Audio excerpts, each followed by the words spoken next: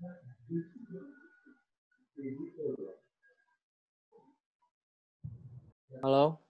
selamat malam semuanya. Mmm, Balik lagi sama Rabung Madah yang ke-18.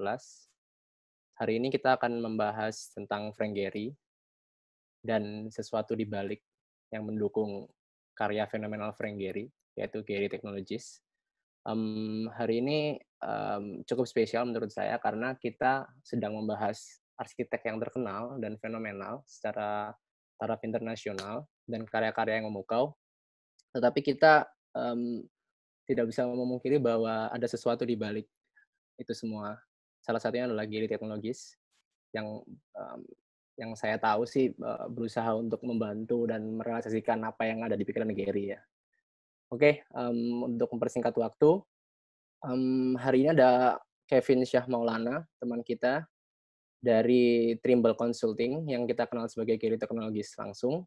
Dia akan sharing tentang, eee, hari ini tentang Gehry Technologies dan perkenalkan, nama saya Akbar Junaidi, saya dari Rabung Madah, dan yang akan menjadi moderator adalah Gilang, teman saya. Halo Gilang. Oke, ya, terima kasih banyak sebelumnya.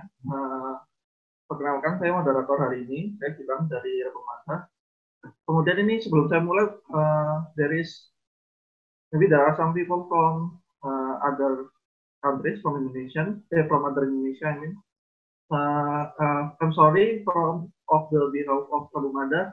Today, our talk will be in Indonesia.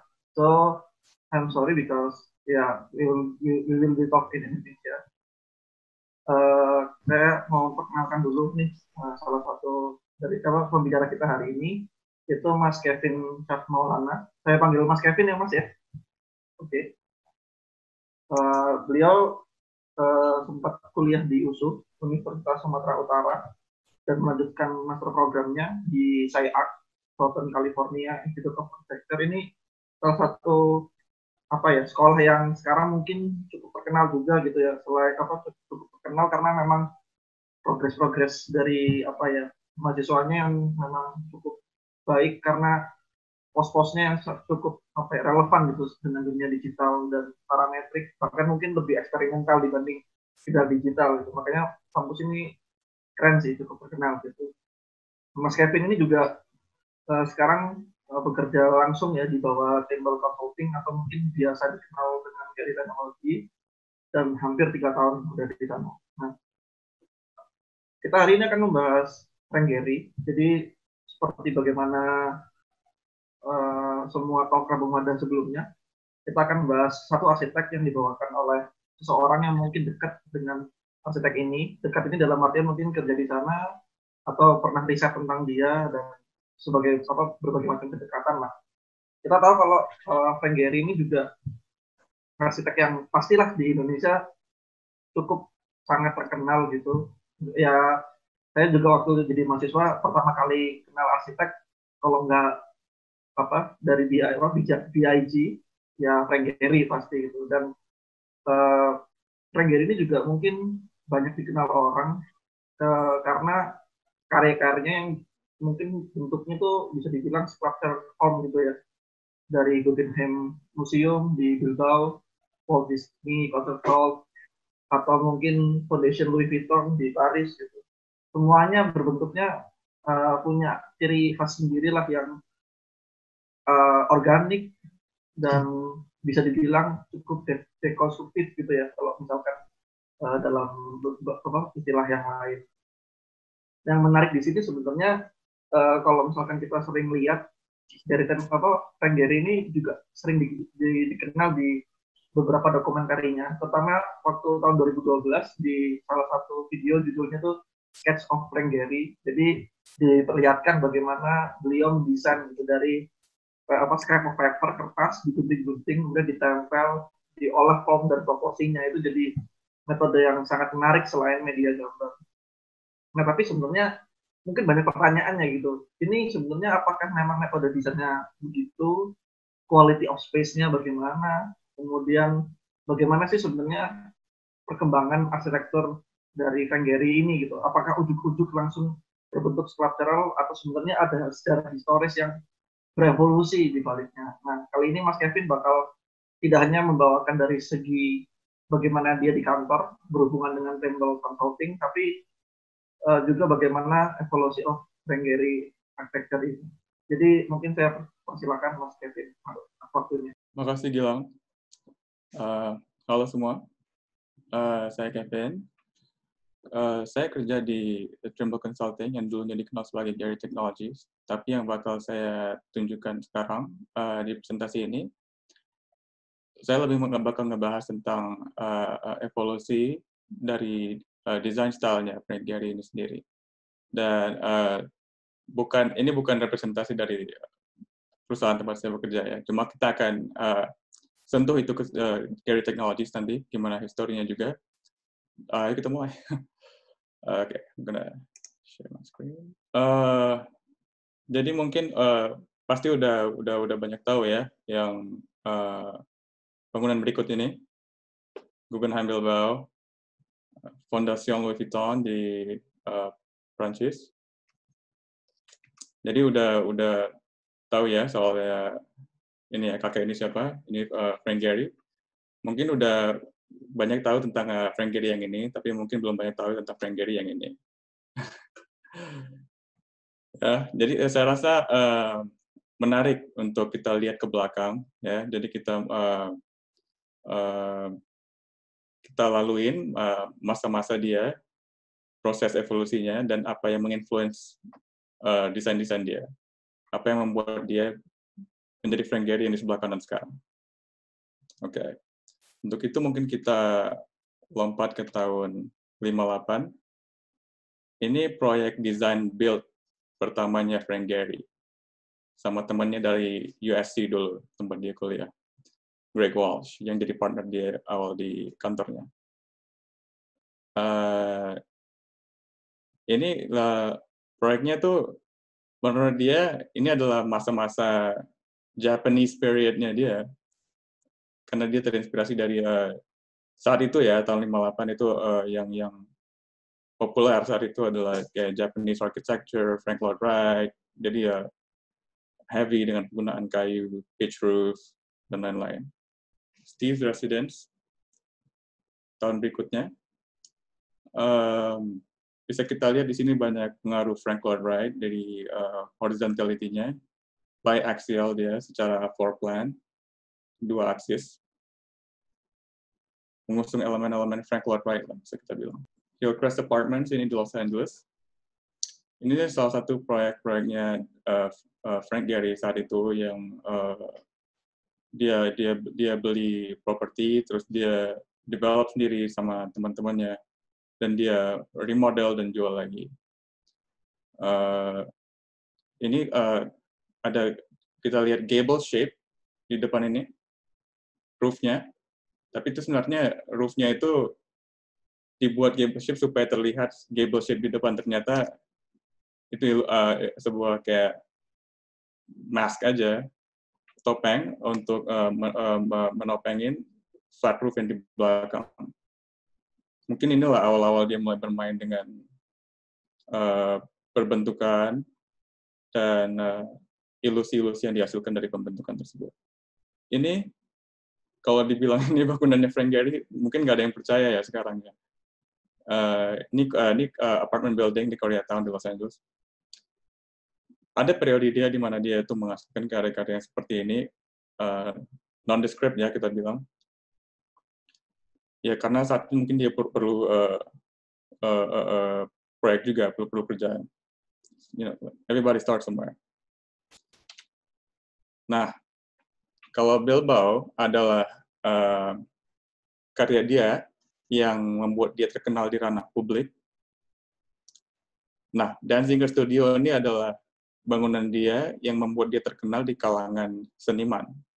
Setidaknya seniman di Los Angeles saat itu ya, seniman lokal di Los Angeles saat itu. Ini adalah bangunan untuk Lou Danziger. Dia itu graphic designer saat itu di Los Angeles. Orang bilang ini bangunannya sangat Louis Kahn, brutalist boxes ya, ada berdua box, beberapa play on plane boxes, Tapi nggak brutalis kayak Tadawando gitu, karena walaupun dari jauh terlihat kayak dia concrete flat gitu, sebenarnya itu stucco. Stucco itu kalau di Indonesia apa ya, kayak spray kamprot itu ya, kalau nggak salah namanya. Jadi itu tuh rough sebenarnya. Dari segi itunya sih sebenarnya dia nggak terlalu brutalis ya. Lokasinya ini di persimpangan yang agak sibuk, ramai. Jadi desain strateginya itu lebih introvert ya, sangat ya menutup ke dalam, nge-screen bangunannya itu dari jalan. Hasilnya ya ini jadi kayak cubic structure, sculptural cubic structure ya, yang blank, brutal, recessed from the street. Satu lagi hal yang menarik dari bangunan ini adalah kecuali dari ini, kecuali yang ini nih, ada deep slot ini di kitchennya masuk ke dalam. Selain ini tuh nggak ada jendela yang eye level gitu ya di bangunan ini yang hadap keluar. Jadi sangat introvert ya desainnya. Dan dari bangunan inilah dia mulai diperkenalkan ke komunitas artis-artis lokal, maksudnya seniman ya, artis di sini ya. Artis-artis lokal Los Angeles saat itu seperti Ed Ruscha, Ed Moses, Larry Bell, Richard Serra, dan Ron Davis. Kita ngomong Ron Davis karena Ron Davis adalah klien dia. Berikutnya yang penting, seorang seniman juga dari Los Angeles. Gaya-gayanya tuh kayak gini, paintingnya dengan kualitas 3-dimensional di kanvas 2-dimensional. Ini adalah hasil kolaborasi mereka, Ron Davis House. Kalau kita lihat ya, Ron Davis House ini tahun 72. Kalau karya artisnya tadi kan dia tuh lebih kayak ngebuat ilusi 3 dimensi dari kanvas 2-dimensional gitu ya. Tapi bangunan ini adalah kebalikannya malah. Jadi 3-dimensional space, ruang 3 dimensi itu di-reduce menjadi 2-dimensional oleh dia dengan teknik point perspective kayak gini. Karena ini sebenarnya exaggerated. Kita ngelihatnya seolah ini adalah kayak, coba aku annotate ya. Kayak point perspective kayak gini, ada titik hilang di sini. Ilusi ini yang sengaja mereka ciptakan sebenarnya itu bukan kayak gini. Ini tuh memang lebih tinggi di sini. Kalau mau kita buat point perspektif itu mungkin perspektif asli itu begini palingan.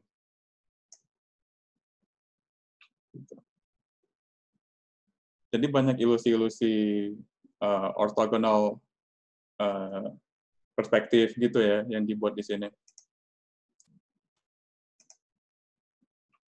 Bangunan ini mulai menandai perubahan sensibilitas dia dalam ngedesain ya, approach-nya itu apa yang mau dihasilkan dari rancangannya.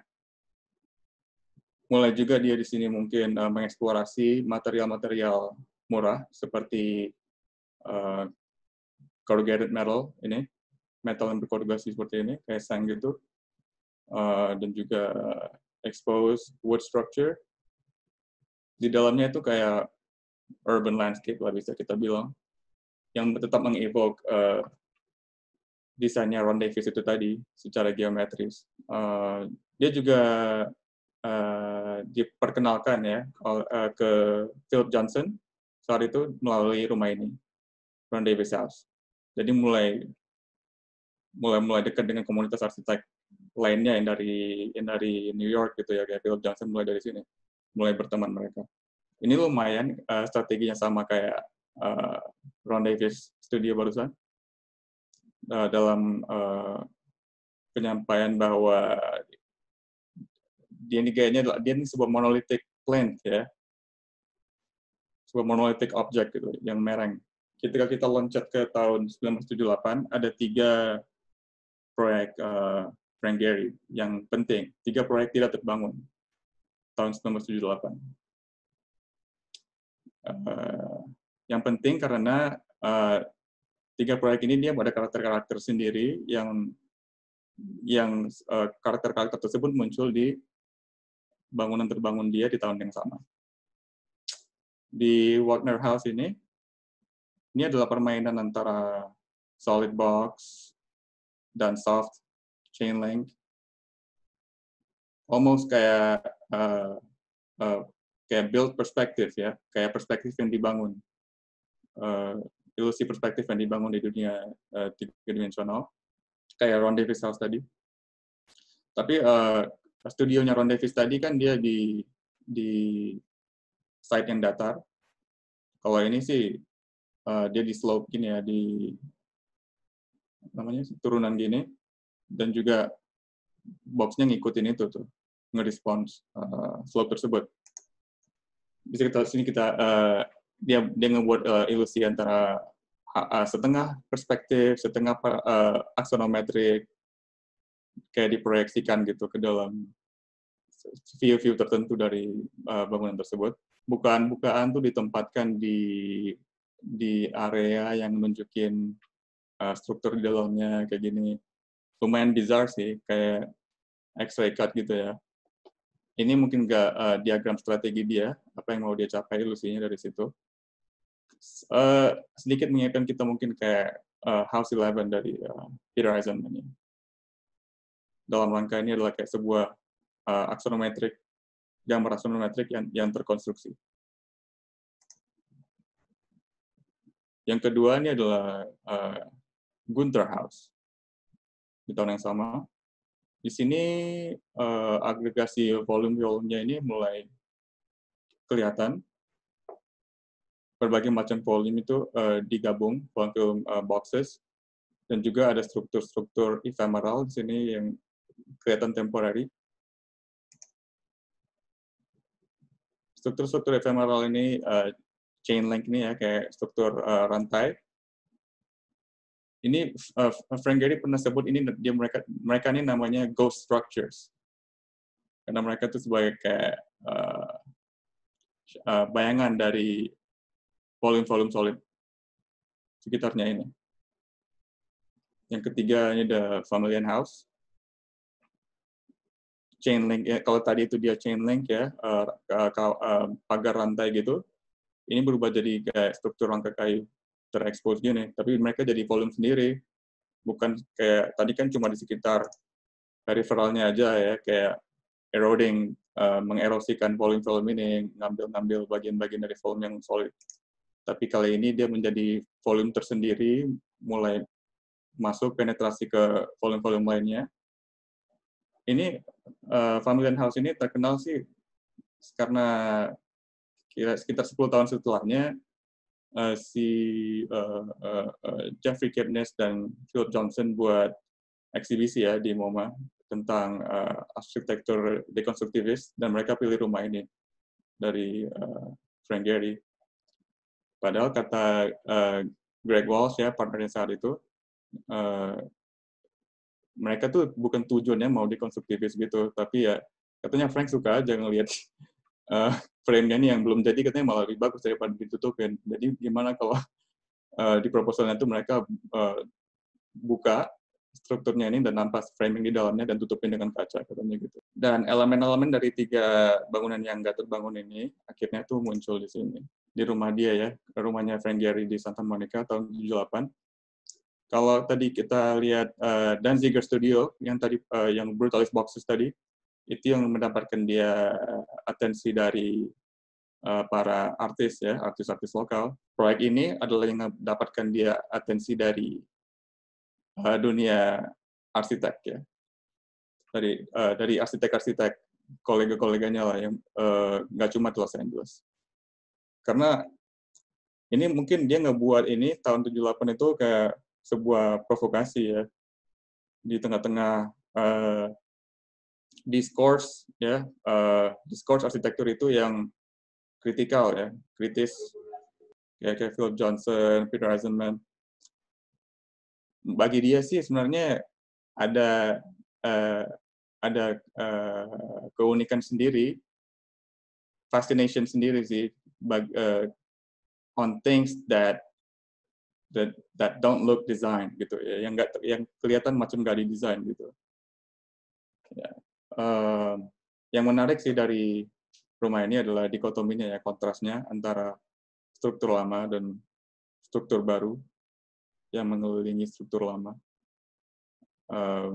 Material yang dia gunakan, dia bereksperimen dengan material-material murah saat itu, yang mungkin kesannya ugly, ya, kayak ya exposed plywood, corrugated metal kayak tadi, terus chain link fence, pagar kawat kayak gini. Awal-awalnya sih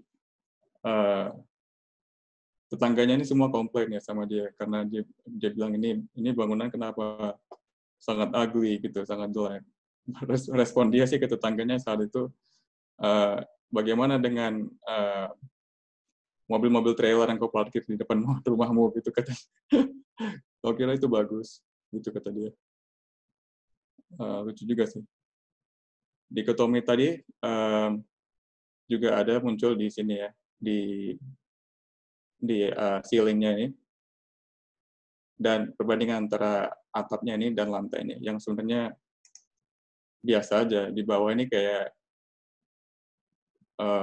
lumayan normal ya, kayak cuma normal kitchen fixtures, kitchen table, tapi di atasnya ini arsitekturnya terjadi di sini gitu, di exposed wood, dan yang didesain lah betul-betul ceilingnya ini.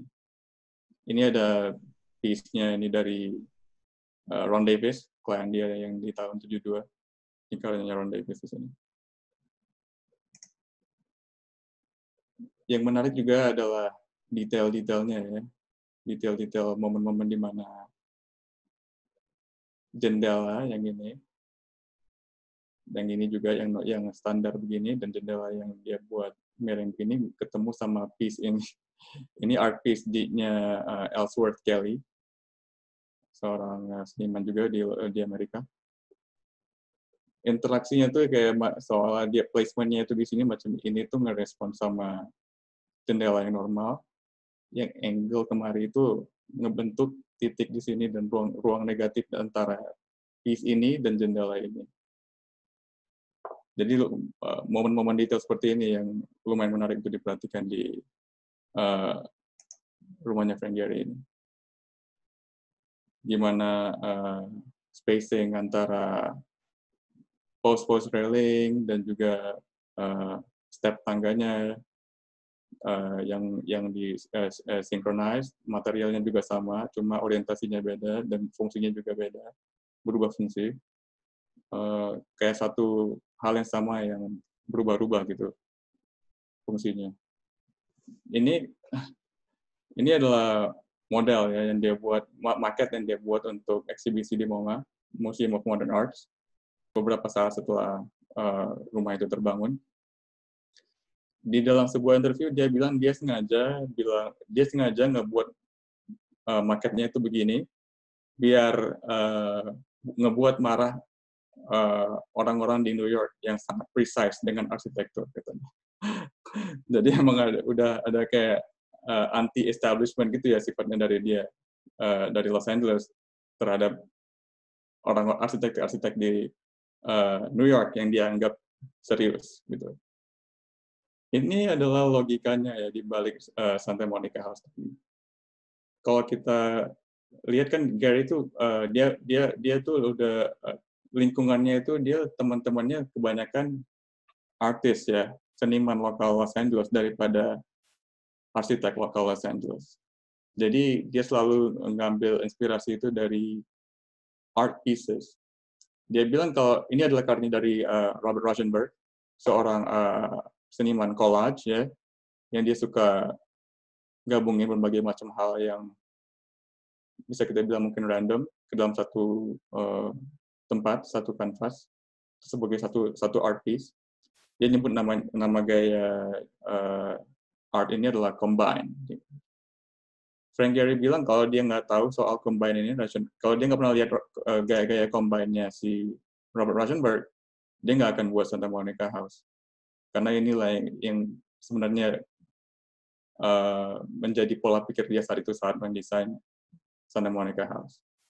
Di samping material yang murah juga. Ini painting dengan medianya macam-macam, 2 piece digabung jadi satu.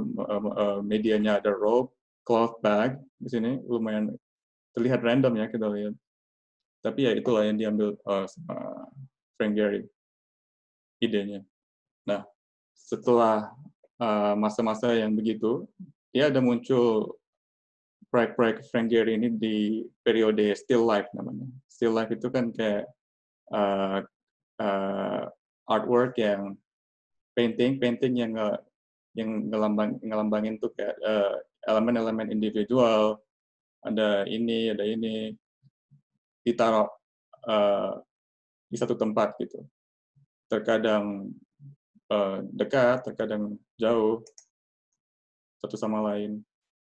Edgemore Complex ini adalah salah satu proyek dia yang terinspirasi dari logika still life tersebut ya, di mana volume-volume ini di-treat sama dia sebagai elemen-elemen tersendiri yang terpisah, materialnya beda, warnanya beda, cuma dia tempatkan secara hati-hati di tempatnya masing-masing, sebagaimana sebuah still life painting.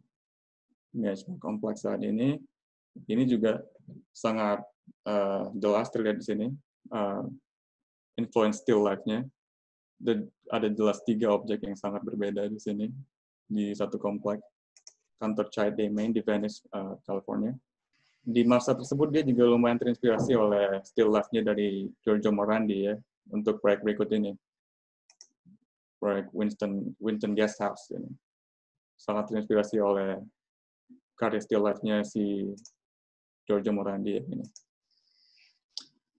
Ini guest house ini dibangun di site yang sama dengan bangunan Philip Johnson, cuma ini sebagai guest house. Ini adalah 5 elemen terpisah yang digabungin menjadi satu rumah. Cuma digabunginnya tuh kayak nyentuh dikit aja masing-masing gitu. Nggak subtle kita bilangnya, nggak kelihatan. Ya, cuma sentuh satu sama lain sangat gently. Masing-masing materialnya beda dan orientasinya beda. Sebagai elemen-elemen yang berbeda cuma disatuin. Aglomerasi volume gitu kita bilang. Kita masuk ke tahun 88. Ada yang tahu mungkin ini proyek apa di tahun 88?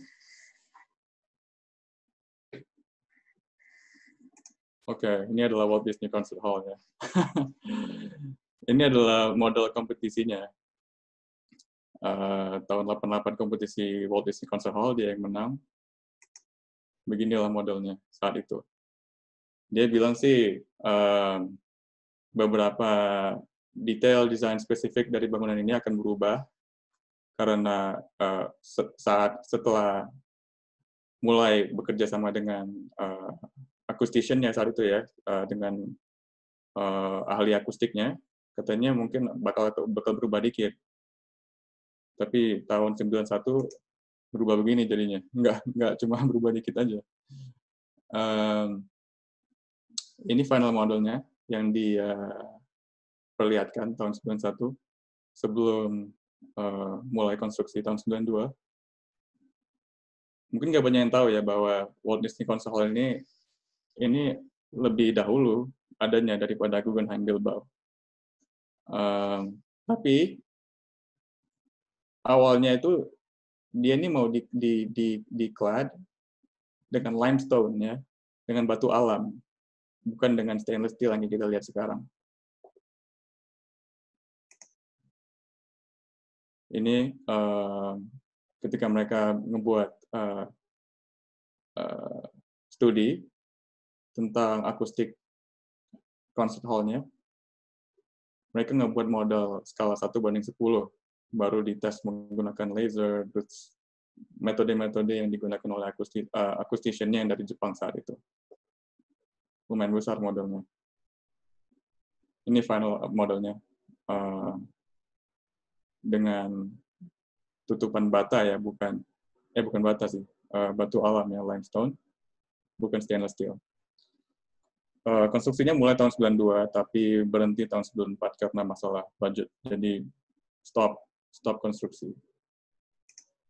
Pada saat yang bersamaan, dia mulai explore CATIA, yang akan kita bahas nanti. Software CATIA tersebut yang digunakan biasa oleh industri aerospace ya, pesawat terbang. Dia mulai explore software tersebut untuk membuat arsitektur, dan mungkin udah tahu yang ini, Fred and Ginger mungkin lebih dikenal sebagai Dancing House. Ini mulai terjadi di mana-mana, maksudnya karya dia ya, berproliferasi di mana-mana. Kayak gini di Czech Republic, DZ Bank di Berlin, dan mulai menggunakan kualitas skulptural seperti ini. Noah Zollhoff di Düsseldorf, yang mungkin masih bisa kita lihat sebagai still life, ya ada 3 objek berbeda di sini. Ostra Office di Jerman, dan akhirnya Bilbao terjadi. Tahun 97 bukannya, selesainya. Yang dia selesaikan on time, under budget, di bawah budget. Yang bagaimana mungkin itu karena CATIA yang kita bahas nanti, ngebuat sensasi di seluruh dunia. Inilah yang ngebuka jalan dia menuju ketenaran di beyond arsitektur. Jadi ke khalayak ramai. Semua orang mengenal dia udah saat ini. Tahun 97 nih. Tahun 98 kita balik ke Los Angeles. Waktu Bilbao buka tahun 97, ada sebuah civic embarrassment gitu di Los Angeles ya. Bagi mereka, kok kita malah dikalahin sama Sleepy Town ini dari Spanyol, Bilbao ini, kota-kota antah berantah gini, kenapa tiba-tiba ada bangunan Frank Gehry di situ ya? Mereka duluan gitu, padahal sebenarnya kita duluan. Jadilah konstruksinya tuh dimulai lagi tahun 98, gara-gara itu. Dan gara-gara Bilbao juga, yang tadinya penutupannya, fasadnya ini menggunakan limestone, batu alam, berubah jadi stainless steel. Itu karena Bilbao ya. Mungkin bisa kita bilang yang namanya Bilbao effect itu mungkin yang pertama kali kena itu justru Los Angeles. Ini the real Bilbao effect ini. Ini jadinya tahun 2002. Kalau menurut Frank sih ini Frank suka sailing ya saat itu, berlayar. Ini kayak formasi wing on wing, kayak saat 2 layar di sailing boat itu ketiup angin berhembus gini, berkembang, wing on wing position. Nah, semua timeline tadi itu ngebawa kita kemari. Jadi setelah kesuksesan Walt Disney Concert Hall dengan pengaplikasian CATIA tadinya dan juga Bilbao, jadi Gehry memulai sebuah offshoot perusahaan baru dari perusahaan dia, namanya Gehry Technologies, untuk ngebagiin lah prosesnya itu. Biar dia ke dalam dunia AEC, Architecture, Engineering, and Construction.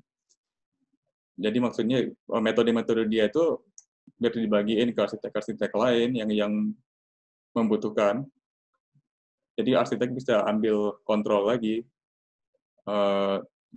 terhadap geometri-geometrinya, nggak perlu asalkan bisa ngebuat mock-up, ngebangun kayak mana yang mau dibangun melalui digital, semuanya jelas, jadi nggak perlu ada change order dan macam-macam lagi lainnya di proses konstruksinya. Makanya itu bisa terjadi secara finansial juga. CATIA ini selalu digunakan ya, mulai dari tahap konseptual sampai manufacture. Idenya itu ya untuk bergerak sebanyak mungkin dari desain langsung ke konstruksi, tanpa ada kita bilang gambar kerja ya, perantara gambar kerja, karena ngebuat gambar kerjanya gimana kalau kayak gini bangunannya. Jadi mereka ambil CATIA dan buat itu menjadi produk sendiri. Produknya Gehry Technologies, membuat Gehry Technologies dari satu company, dan Gehry Partners, firm desainnya, menjadi customer dari Garrett Technologies. Jadi dua entities terpisah dibuat sejak itu. Ini adalah advisory board meeting-nya Garrett Technologies saat itu. Advisory board-nya terdiri dari berbagai macam arsitek ya. Ada mungkin bisa kita lihat ada yang ini saat itu Chief Technology Officer-nya Garrett Technologies, namanya Dennis Sheldon. Ini Director of Research, Andrew Witt. Dua-duanya udah ke akademia sekarang. Ini Wolf Briggs, Greg Lynn, Ben Van Berkel, dan juga harusnya ada Zaha Hadid, dan Patrick Schumacher, Moshe Safdie juga ada di sini.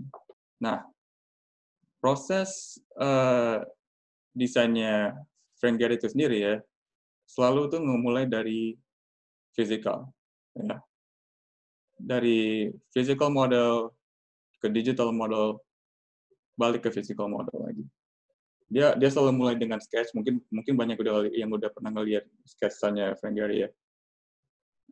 Dia mulai dari sketch, terus ngebuat bentukan-bentukan building blocks, terus udah tertangkap intensi desainnya apa, mulai di-refine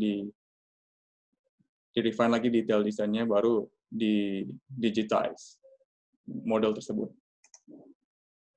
Digitizing-nya ini pakai kayak ARM digitizing one gini ya, dia nge-capture vertex itu poin-poin di ujung gini, terus edges, surfaces, sama line, curvature-curvature-nya itu ditangkap, di-scan lah, 3D scanning mungkin kita bisa bilangnya, dengan proses digitizing one ini.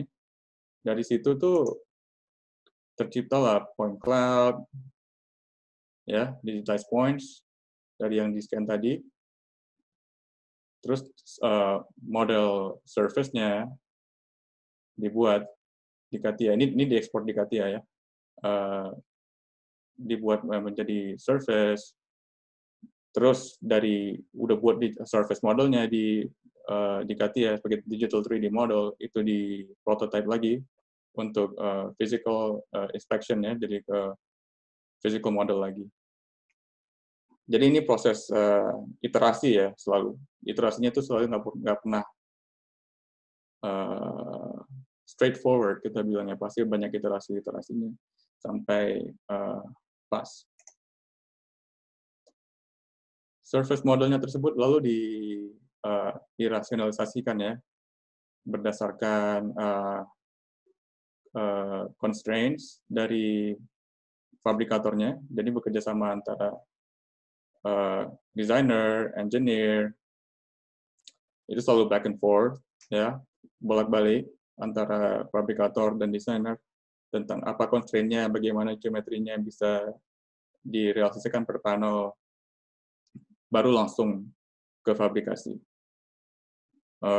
Ya, menghilangkan proses gambar kerja ya, 2 dimensi sebanyak mungkin untuk fabrikasinya. Jadi langsung dari digital model ke fabrikasi, itu intention-nya. Sebenarnya sih implementasi pertama dari CATIA ini di karya Gehry yang terbangun itu di tahun 92 di Barcelona Fish Pavilion ya. Saat itu sebelum mereka gunakan CATIA, nggak ada yang bisa ngebangun, kontraktornya di saat itu di sana nggak bisa nge-capture maksudnya ini gimana, dan curvature-nya gimana, macam-macam, dan nggak pernah klop ya antara desainer dan fabrikatornya saat itu. Terus saat itulah dia mengekspor CATIA, mulai ngebuat yang 3D model yang begini, terus mulai dianalisis macam-macam secara curvature dan lain-lain, dan juga fabrikatornya juga diajarin gunakan CATIA, akhirnya bisa terjadi itu. Asal udah ngebuat prototype, dari situ udah masalahnya selesai. Jadi makanya di periode inilah yang tadi waktu Walt Disney hampir gagal dibangun, tapi di tempat-tempat lain kayak di Czech Republic, di Jerman, semua itu udah mulai begini karena dia udah mulai ekspor CATIA tersebut. Ini interface-nya CATIA tersebut ya. Ini software-nya biasa digunakan di industri aerospace untuk ngedesain pesawat, jet, dan lain-lain. Tapi ya Frank Gehry yang pertama kali menerapkan yang begini di arsitektur, karena menurut dia kayak Bilbao gitu. Secara komponen sih sama aja itu kayak komponen-komponennya pesawat terbang, cuma itu ditaruh sebagai cladding-nya bangunan tersebut. Gehry Technology selalu nge-develop CATIA itu interface-nya untuk arsitektur. Jadi sebuah produk namanya Digital Project. Inilah software yang biasanya digunakan di kantornya Gehry. Dia secara primer ya menggunakan hierarki sistemnya. Hierarki antara file-file yang di-link ke dalam satu produk. Jadi ini satu file yang berbeda, ini satu file yang berbeda, satu file yang berbeda. Jadi untuk kita hanya untuk visualisasi, ngelihat itu semua tuh nggak perlu di-load gitu istilahnya, dimasuk modelnya nggak perlu dibuka, tapi ada mode visualisasinya. Jadi nggak perlu file yang sangat besar untuk mengerjakan 3D model geometri yang seperti ini. Kalau enggak ya mungkin perlu berhari-hari ya untuk mengerjakan 3D model seperti ini di satu software gitu kayak Revit misalnya. Saat itu setidaknya. Ini contoh contoh penerapan apa yang Gehry Technologies lakukan di Fondation Louis Vuitton. Ini adalah sketsa awalnya. Sketsa awal Fondation Louis Vuitton dan menjadi seperti ini. Kita skip aja ya proses itunya tadi. Digitize-nya macam-macam. Modelnya didigitasi dan dibuat ke digital dari fisikal. Cuma secara general ya, ini tuh di bangunan ini tadi di komponen-komponennya dibagi menjadi 3 ya.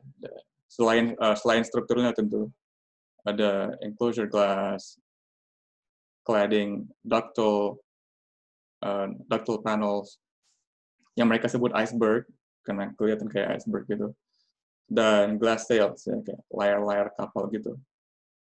Ini panel modelnya dari iceberg ya, dimodel di Digital Project, terus didetail di Tekla oleh general kontraktornya. Iceberg-nya ini Pak setiap sisinya itu di rasionalisasi ya dan dioptimize untuk meminimalisir variasi dari kebengkokannya. Gitu.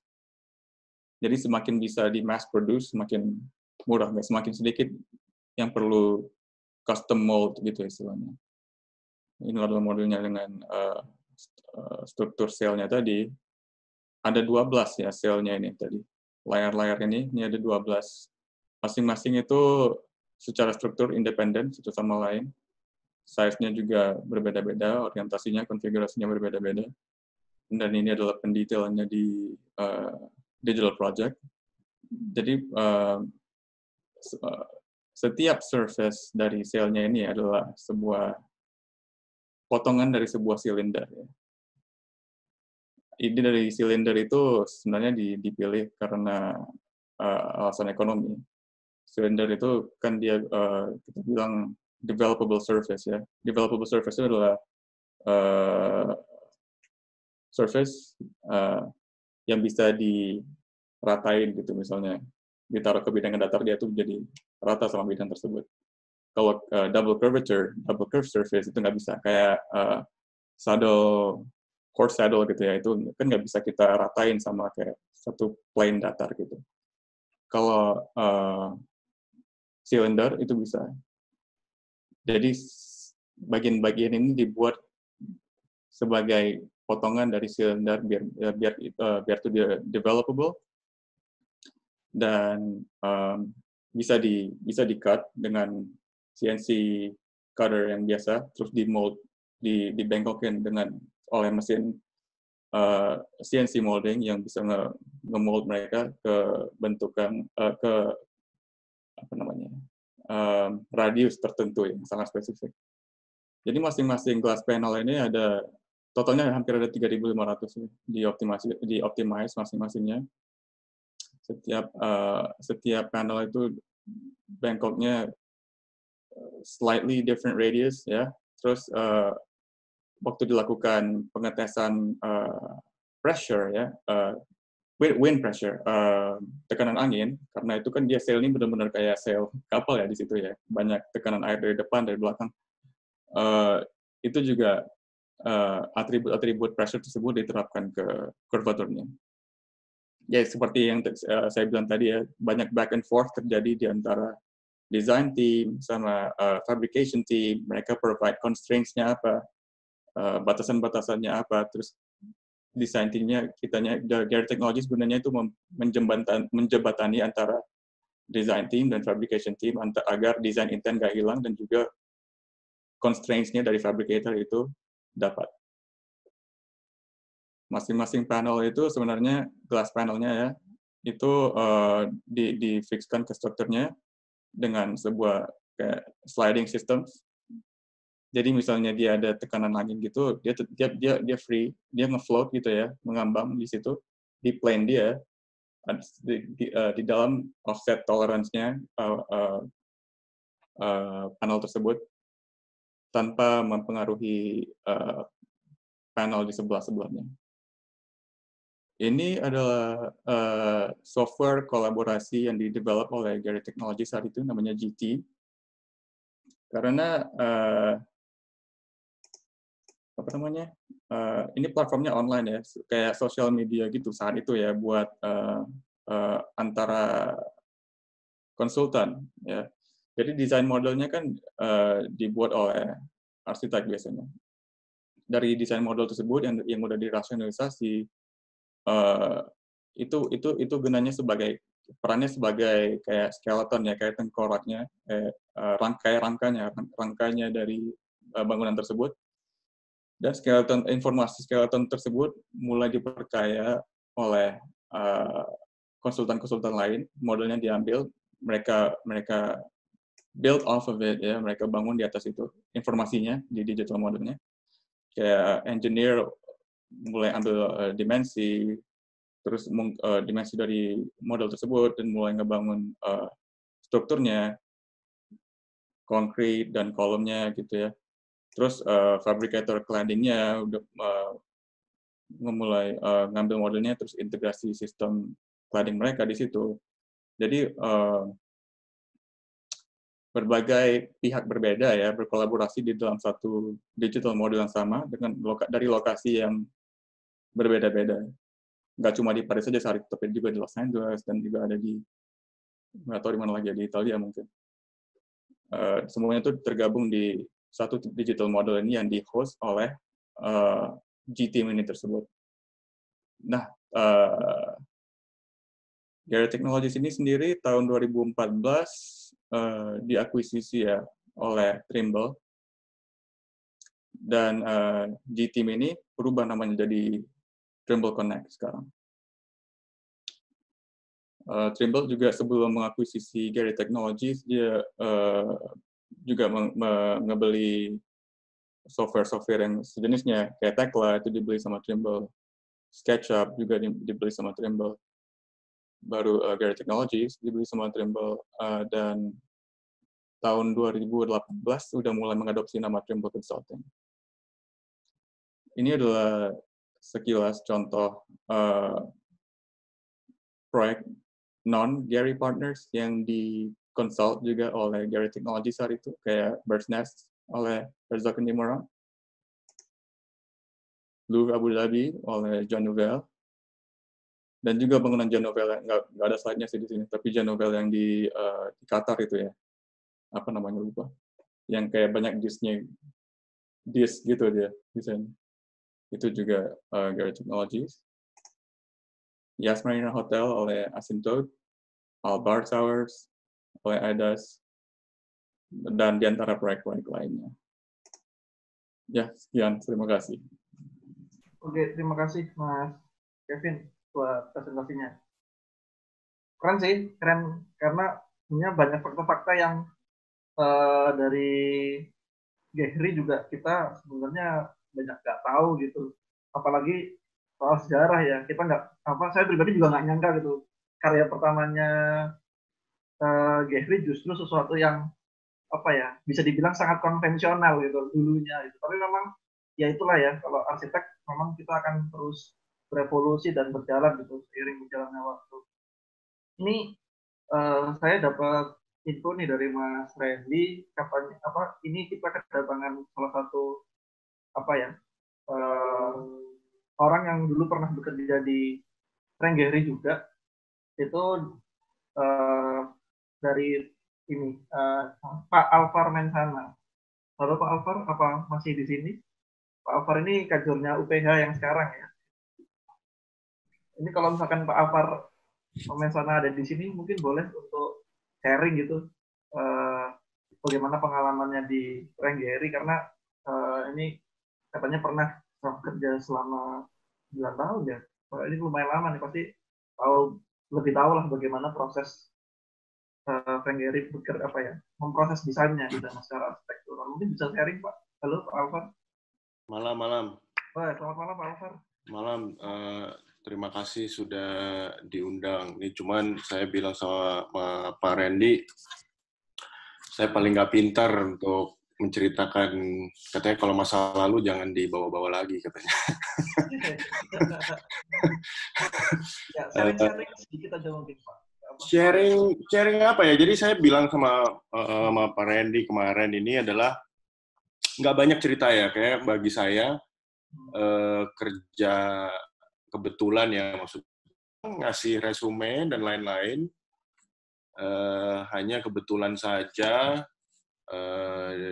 diterima interview, ya diterima ya kerja, karena I have bills to pay, intinya gitu kan. Ya kebetulan pengalaman itu lumayan panjang. Mungkin kalau dihitung jamnya mungkin pengalaman 13-14 tahun mungkin, cuman kalau misalkan mau di atas kertas ya kan kita semua foreign ya, kita pendatang, jadi saya di sana cuman kurang lebih 8 tahun. Saya nggak tahu nih Pak Kevin, salam kenal juga, saya sedikit diceritakan dari Pak Randy juga, beliau sedang memenjarakan diri katanya di dunia Trimble. Ya, siapa itu yang memenjarakan diri? Pak Alvar. Mungkin kita ke teman-teman, mungkin ada yang ingin bertanya gitu secara langsung. Ya, oke. Saya bacakan aja pertanyaannya Resal. Boleh. Oke, jadi kalau ini dari yang Resal baca, ada salah satu wawancara ke Gehry gitu, bahwa Gehry ini punya pengalaman masa kecil gitu, dengan dengan neneknya lah intinya. Dia di Gehry juga bercerita gitu bahwa salah satu kesukaannya adalah melihat formasi dari movementnya ikan gitu, sehingga dia punya movement tertentu atau punya body gesture-nya ikan lah sebagai salah satu inspirasi desain. Ini menurut Mas Kevin sendiri, Mas Kevin setuju nggak sih dengan statement ini gitu? Apa sebenarnya Gehry justru tidak semetaforik ini gitu, atau tidak seanalogi ini dalam memproses desain? Kalau menurut saya sih itu benar. Interview yang seperti ini udah terkenal ya, banyak kita dengar variasinya. Frank Gehry ini emang waktu kecil suka ngelihat ikan main-main di bak mandi. Neneknya tuh suka beli, dia kan dari orang keturunan Yahudi ya, jadi mereka suka buat makanan kayak jellyfish fish namanya. Jadi mereka beli kayak ikan carp tuh kayak ikan mas gitu ya, ditaruh di bak mandi. Dia suka ngeliatin tuh liuk-liukannya main-main, terus nggak tahu setelahnya, mungkin beberapa jam setelahnya dia makan tuh ikan sama keluarganya. Dia waktu dia udah dewasa baru dia nyadar, oh itu ternyata ikan yang tadi. Terus soal ikan, bentuk-bentuk ikan dan di arsitekturnya Frank Gehry itu juga sebenarnya kayak kita lihat dari Santa Monica House gitu ya, yang pakai elemen-elemen yang kita bilang ugly gitu ya. Dia tuh emang udah ada dari awal, saya rasa ya, kayak stance mentalnya tuh kayak outsider gitu ya. Dia nggak mau blend in. Kayak dari mana juga dia nggak berteman dengan arsitek-arsitek di Los Angeles pada saat itu, lebih ke artis daripada arsitek. Dia bilang pada zaman itu ya, awal-awal dia buat Fish itu ya, sebelum Barcelona Fish itu juga udah ngebuat instalasi fish ya, yang bentuk-bentukan ikan, kayak restoran di Jepang, yang bentuknya kayak ikan itu, saya lupa namanya, Kobe atau apa gitu. Dia sih bilang karena saat itu teman-teman arsiteknya yang beraliran postmodernis itu, mereka semua mau balik ke Greek ya, ke budaya Yunani, ke gaya Yunani. Kalau dia bilang kalau kamu mau balik ke masa lampau, kenapa nggak balik langsung kenapa stop di masa Yunani? Katanya kita balik aja ke Fish 300 miliar tahun sebelum manusia. Oke. Sebenarnya ini ya, apa ya?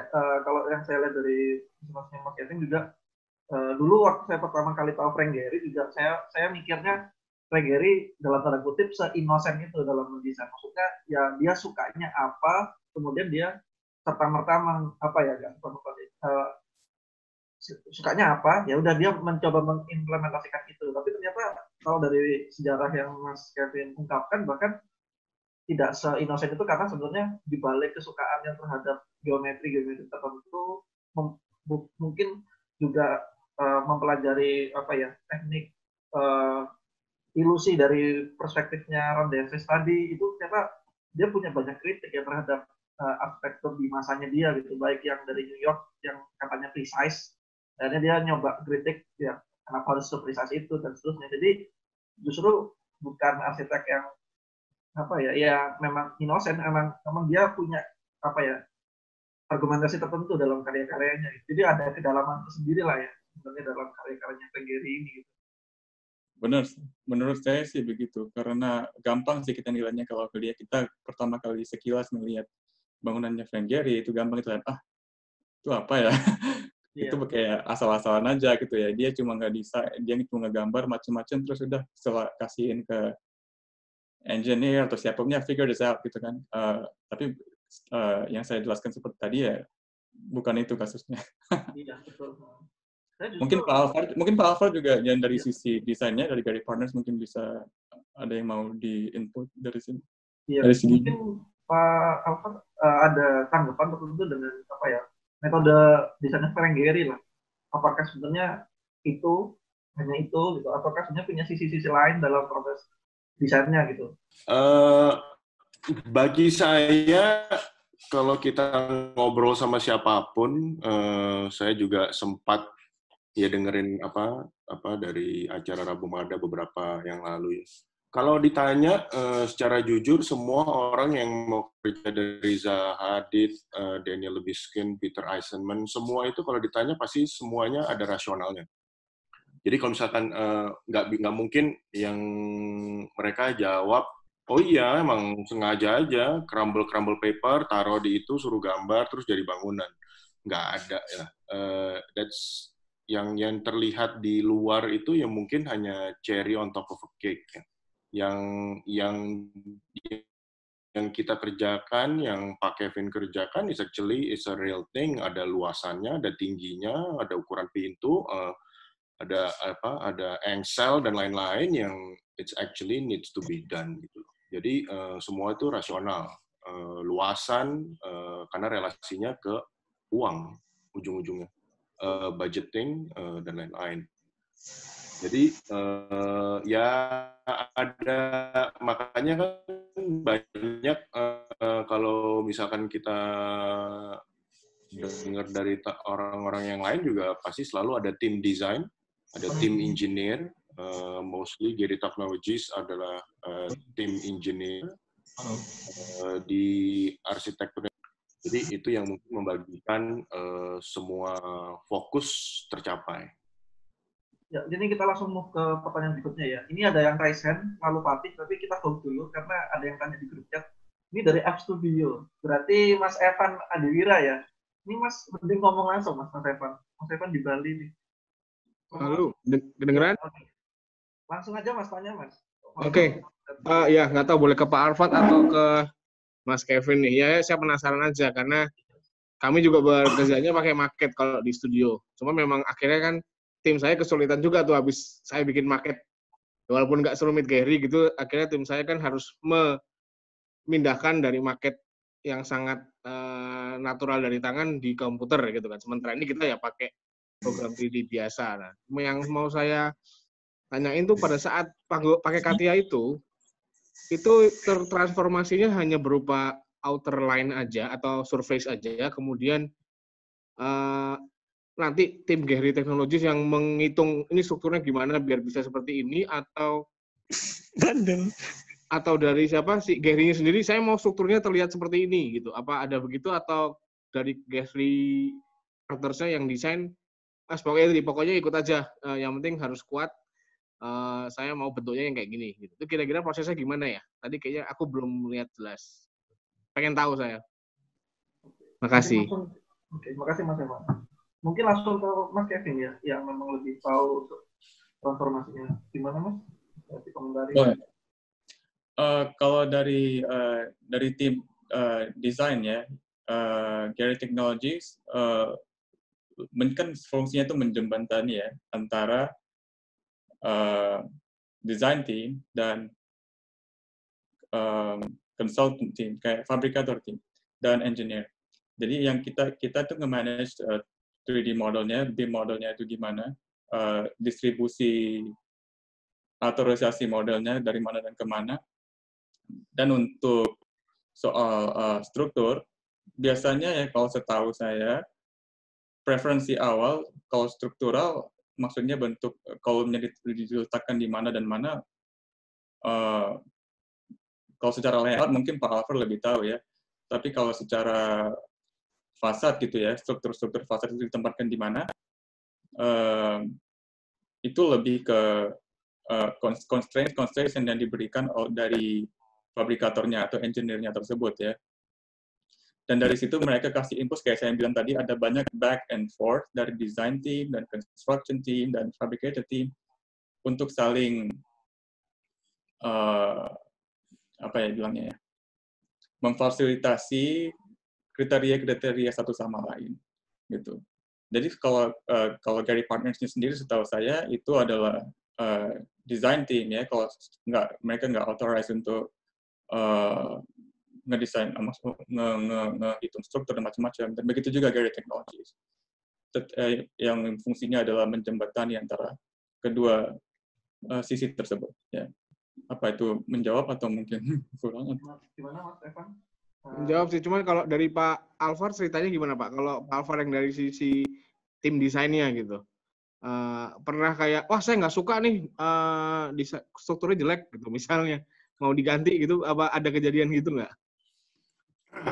Ini saya kayaknya ngerti banget nih pertanyaannya, kayaknya selalu banyak fail nih kalau lagi mintain dari market ke 3D. Iya betul Pak. Intinya itu ya exactly yang tadi Pak Kevin cerita.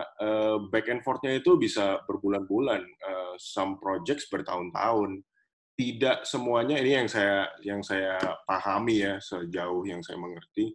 Tidak di setiap kali disebutnya digitizing itu yang yang tadi Pak Kevin juga bilang, itu ada satu vertex ya yang mereka alokasikan, dan cara mereka mengalokasikan titik itu pun nggak sembarangan. Jadi mereka sudah punya kurang lebih sedikit pemahaman cara titiknya di mana, lalu digitize itu agar mereka mendapatkan kurang lebih apa yang ada di market menjadi masuk ke dalam komputer. Kurang lebih. Setelah itu mereka rasionalisasikan lagi. Sama aja kayak mahasiswa-mahasiswa saya ngedesain seenak jidatnya gitu kan di komputer gitu kan. Tapi ntar disuruh gambar 2 dimensi, nggak semuanya yang ada di 3 dimensi bisa digambar 2 dimensi gitu kan. Karena triplek nggak datang 1 meter kali 3 kilo gitu loh. Jadi ya apa ya ya mesti ada pemahamannya gitu loh. Jadi intinya setelah masuk ke komputer itu didesain lagi Pak, didesain lagi secara 3 dimensi, lalu mereka bikin lagi maketnya yang dari komputer ditarik keluar, di spit out jadi maket lagi. Lalu mereka iterasi itu aja. Tadi yang Pak Kevin bilang kan adanya is a bunch of iterations ya, iterasi baik itu di 3 dimensi, baik itu fisik maupun digital. Sampai mendapatkan struktur, sampai material, sampai warna dan segala macam. Jadi itu bisa berbulan-bulan dan berpuluh-puluh orang. Intinya effort aja, Pak. Iya, ya saya kebayang aja gitu. Jadi berapa kali bolak-baliknya dan itu maketnya pakai 3D printing atau masih manual ya? Penasaran. Kalau bikin maketnya sekarang ya, nggak tahu Kalau di zaman saya tangan deh, Pak, Nah, itu dia kan. jari patah, kuku potongnya seperti itu. Masih pada umumnya kertas karena yang tadi Pak Kevin bilang ya, semua mesti running di developable surface, mesti dijadikan kasarnya kalau pahaman saya ini hyperbolic paraboloid. Jadi anything yang kertas dibuat itu bisa, maksudnya semua mesti terbuat dari kertas, itu dapat di digitize dan menjadi smooth object di 3 dimensinya. Mungkin memang ini. Kalau kata kalau kata apa namanya tadi ada dulu CEO-nya Gary Technologies yang pertama ya, Jim Blimp, dia bilang if you can model it in paper then we can build it, gitu katanya. Oke. Good point. Itu dipakai sama sama Pak Evan besok ke staffnya. Kalau bisa saya buat di market, berarti ya itu dia maksudnya. Ini saya jadi nih pakai tangan saya. Kamu tinggal pindahin aja ke 3D gitu ya. Oke. Thank you ceritanya, Mas. Memang ini ya salah satu tantangannya ketika bentuknya istilahnya unregular, ketika dimasukkan ke digital memang tantangannya adalah rasionalisasi geometrinya ya. Maksudnya dan rasionalisasi ini juga proses yang cukup ribet karena biasanya kan kalau misalkan kita bikin market mungkin pakai stripe of paper tadi, radius putar geometrinya sama yang nanti harusnya di dalam digital kan harus disesuaikan ulang. Kemudian belum nanti tadi kan salah satu yang di foundation Louis Vuitton tadi kan ada proses rasionalisasi panelnya ya, di mana dia ukurannya harus disesuaikan sama ukuran pasar dengan dibanding dengan diameter radius tertentu. Itu juga saya bayangin pasti itu jadi tantangan sendiri dalam transformasi ini. Ya kita tadi ada lalu Fatih tadi tanya kalau nggak salah. Ya sebenarnya pertanyaan saya sama kayak Mas Evan tadi sih, soal kalau misalkan ada apakah ketika ada satu struktur atau misalkan sesuatu yang mengganggu dari sisi desainnya, apakah akhirnya Pak Geri ini bakal ngalah dengan si strukturnya atau gimana? Karena sebenarnya ada cerita seru juga soal hubungan antara kontraktor yang konstruksi sama desainer. Waktu itu contohnya Zahadid bikin rumah, terus kemudian di Moskow bikin rumah, si strukturnya itu terlalu tipis, terus kemudian si kontraktornya bilang enggak, kita nggak bisa bikin, terus kemudian si Zahadid yang ngotot enggak, proporsinya harus kayak gini, gimana caranya harus bikin, dan kemudian butuh berapa tahun supaya si strukturnya bisa untuk rasional untuk dibikin. Nah, mungkin apakah ada cerita-cerita yang kayak gitu ketika si Pak Gerinya melihat enggak, walaupun udah dirasionalin, nggak mungkin sama seperti yang di market, dia ngotot, oke, pokoknya harus kayak di market, terus kemudian jadi ada proses bertahun-tahun gitu, ada nggak kira-kira? Mungkin ada cerita-cerita kayak gitu. Terima kasih. Pak Alfred mungkin mau menjawab. Saya bisa juga jawab kalau mau. Kalau dari saya nggak ada cerita-cerita itu. Karena memang ini ya salah satu tantangan tersendiri ya untuk memang supaya constructability-nya itu memang sesuai lah sama desain awal, tapi ya masih sesuai sama pasar yang eksis gitu. Karena kalau misalkan dipaksakan untuk sesuatu yang nggak ada, Maksudnya dipaksakan teknologi yang sekarang adanya A, tapi maunya B, itu juga pasti butuh makan biaya dan waktu gitu. Dan itu akhirnya malah bisa merugikan klien dan lain sebagainya sih. Jadi konsekuensi ya. Mungkin contoh paling gampang untuk menjawab itu adalah Bilbao dan Walt Disney Concert Hall. Walt Disney Concert Hall juga nggak kebangun, awalnya berhenti, stop konstruksi karena para kontraktornya ya bilang ini nggak bisa kayak gini. Maksudnya apa? Gitu kan. Tapi dengan teknologi CATIA tersebut, jadi hal-hal tersebut mereka bilangnya jadi kayak demystified ya. Misterinya tuh jadi nggak misteri lagi. Jadi constraints-nya itu jelas.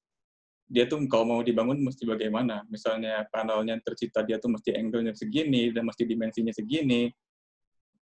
Kalau dengan gambar biasa mungkin kita nggak bisa jelasin, tapi dengan 3D model dari CATIA tersebut yang powerful ya, dari modeling tool-nya CATIA tadi, itu semua bisa terrealisasi. Jadi semuanya bisa di-track, setiap elemen itu bisa di-track, apa radiusnya masing-masing, apa dimensinya masing-masing, apa namanya, diberi ID, dan masing-masing itu ada surface area-nya, bisa dibuat menjadi quantity survey, jadi harganya masing-masing udah tahu gitu totalnya berapa. Karena saat CATIA itu mulai digunakan di proses pembangunan Bilbao, itu bidding harganya untuk pembangunannya itu katanya 18% di bawah standar. Ya, jadi Bilbao itu sukses melalui itu sih, dia melalui pengaplikasian CATIA yang mendemystify yang semua misteri-misteri yang sebelumnya ada. Digital mockup ya kita bilangnya, dari mockup digital itu semua sampai ke nuts and bolts-nya itu udah di model di situ. Jadi nggak ada misteri lagi. Jadi semua panel tuh di prefabricated di suatu tempat, dibawa ke situ tuh tinggal dipasangin aja. Dan juga kayak solusi-solusi yang diberikan juga dari pihak mungkin general kontraktornya, mereka ngelatih mountain climber untuk masangin panelnya di Bilbao. Katanya mereka mungkin lebih gampang ngelatih mountain climbers untuk ngemasang panel-panel tersebut daripada ngelatih tukang-tukangnya untuk jadi mountain climbing gitu. Iya. Gitu. Tapi jadi ada fakta menarik ya, maksudnya paradigma desain yang selama ini sering digaungkan kan bentuk lurus itu justru lebih murah gitu. Tapi ternyata di Guggenheim Bilbao itu malah dengan tekniknya yang dipakai oleh dibantu oleh CATIA, ini bukan masalah lurus atau bengkok lagi gitu sebenarnya. Ini masalah bagaimana kita bisa mengefisienkan ya. Jadi patah itu paradigma tentang lurus adalah murah itu udah nggak berlaku ya sebenarnya, terutama di karya-karyanya Gehry ini. Kalau prinsipnya Frank Gehry sendiri sih ya yang saya tahu itu dia legasi yang dia mau berikan ke dunia arsitektur itu adalah saat dia menciptakan Gehry Technologies tersebut. Jadi tujuannya adalah biar arsitek bisa ambil kontrol kembali terhadap desain-desain mereka gitu. Jadi dari desain kalau bisa itu langsung meminimalisir proses 2 dimensi. Jadi apa yang bisa kita prefabricate langsung kita prefabricate. Ya dengan bantuan CATIA atau mungkin kalau zaman sekarang banyak ya software yang berupa untuk optimasi. Jadi digital design juga membantu untuk mengurangi semua proses biasanya kan kita arsitek ngasih gambar DD gitu kalau di Indonesia kan, kemudian dikasih ke kontraktor kan biasanya punya proses untuk loading dulu gitu, tanda kutip melihat ini kira-kira bangunnya di mana, ini bentuknya, shape-nya gimana, kan harus mengira-ngira itu dulu. Tapi kalau misalkan dengan cara seperti ini, proses loading itu pasti akan berkurang karena 3D model digitalnya udah jadi sudah jadi hampir 100% gitu, dengan ini dipasangnya dengan ukuran sekian, kalau misalkan panelingnya jumlahnya sekian, bengkoknya radius bendingnya sekian, itu juga jadi legacy yang memang harus dicoba ya untuk banyak arsitek terutama di Indonesia. Oke, ini ya gimana Mas? Saya mau bilang tadi contoh-contoh proyek yang menjawab pertanyaan seperti ini juga nggak cuma itu sebenarnya, ada Iya, banyak ada proyeknya banyak. Frank Gehry yang begitu ya. Kayak mungkin Big Man Tower yang di New York, mungkin Pak Alvar tahu, yang H. Spruce Street yang New York by Gehry, yang dibangun itu pada saat itu general contractor-nya ngebangun 2 tower di New York. Dan 1 tower itu lebih murah. Dua tower itu harganya sama. Tapi satu itu sistemnya curtain wall biasa, lurus. Satu lagi bangunan Frank Gehry dan harganya sama. Ini ada pertanyaan lagi nih dari Resal.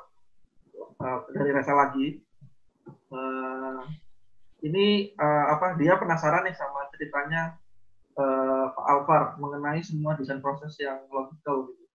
Kalau dalam diskusinya sendiri di studio Frank Gehry maksudnya, seperti apa sih kok bisa desain proses yang selogikal itu? Maksudnya mungkin logikal dalam artian memenuhi standar, fungsi, budget dan sebagainya, itu tetap bisa memenuhi keinginannya Gehry tanda kutip. Maksudnya formnya mungkin ya atau experience yang mau diharapkan seperti apa? Itu pertanyaan dari Rachel. Mungkin Pak Kevin atau Pak Alvar bisa bantu menjawab proses ini. Pak Kevin dulu, mau nggak? Sorry, saya lost tadi. Jadi bilang pertanyaan ke Pak Alvar. Apa pertanyaannya? Oh ya, pertanyaannya tuh tadi kan Pak Alvar sempat bilang gitu bahwa sepengalaman beliau bekerja di Frank Gehry, meskipun bentuknya tanda kutip absurd dan seorganik itu, sebenarnya kaidah-kaidah tentang sesuatu yang logis dan emang kebutuhan dari arsitektur seperti fungsi, mungkin budget, konstruksi, semuanya itu selesai dan tepat sasaran gitu. Nah ini sebenarnya pertanyaannya lebih ke kok bisa ya dengan proses yang tanda kutip mungkin menurut si Resal ini rigid atau logical banget, itu desain-desainnya Gehry tetap tersampaikan gitu maksud dan kalau misalkan kita bilang stylenya tuh tetap Gehry gitu. Contoh paling gampangnya saya rasa Walt Disney Concert Hall aja ya. Walt Disney Concert Hall itu fungsinya adalah concert hall ya. Dan itu sangat sukses sekarang tiap hari terisi karena itu berfungsi sebagai concert hall yang dia yang kita lihat tadi mereka ada studi akustik dengan model 1:10 dengan acoustician yang dari Jepang.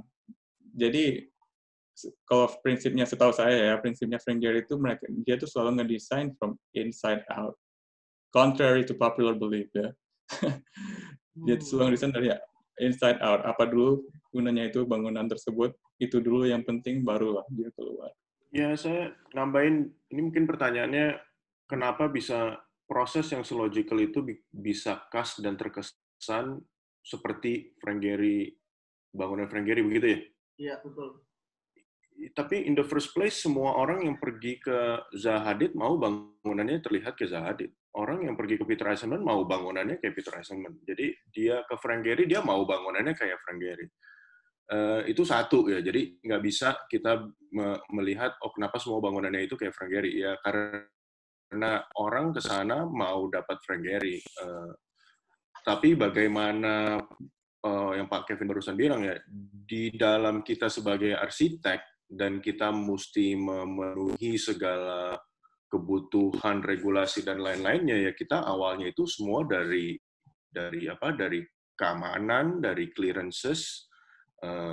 Mungkin bangunan-bangunan kita yang di Indonesia yang terlihat paling aman melewati segala macam sidang-sidang dan lain-lainnya ya, masih saja kita masih kehilangan orang yang difabel aja nggak bisa naik rumah sakit dan lain-lainnya gitu kan. Tapi ya itu hal-hal kecil yang kita mesti sampai kerjakan. Makanya kalau misalkan tadi ada Pak Kevin kasih lihat gambar market, ada 2 sisi ya, yang satu kotak-kotak warna-warni, yang sebelah kanannya itu kayak kertas-kertas. Nah itu adalah kalau mungkin Resal lihat itu adalah membicarakan satu adalah zoning, itu programming, lalu dia menyesuaikan dengan luasan ruangan yang nyaman pastinya. Lalu sebelahnya lagi itu adalah ya estetika, tingkat estetika yang diharapkan memang, dan lalu bagaimana pernikahan dari dua komponen tersebut. Ya pada dasarnya memang desain itu ya nggak bisa inosen lah, mau bagaimanapun bentuknya, karena ada kaidah-kaidah standar yang harus dipenuhi.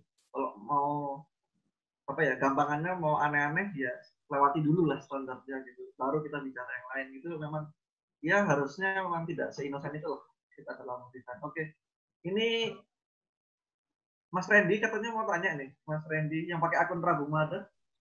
Halo Mas Ren, sebagai penggemar Frank Gehry. Halo. Ya, halo Mas. Sebelumnya, thank you lah. Sebelumnya terima kasih banyak buat Kevin dan pasti Pak Alvar yang sudah beberapa minggu lalu sudah saya paksa-paksa buat datang, tapi akhirnya datang juga. Terima kasih Bapak Alvar. Saya pribadi itu penggemarnya Frank Gehry, kayak lifetime idol saya sendiri itu Frank Gehry. Pertama kali saya kuliah saya nggak interest dengan arsitektur.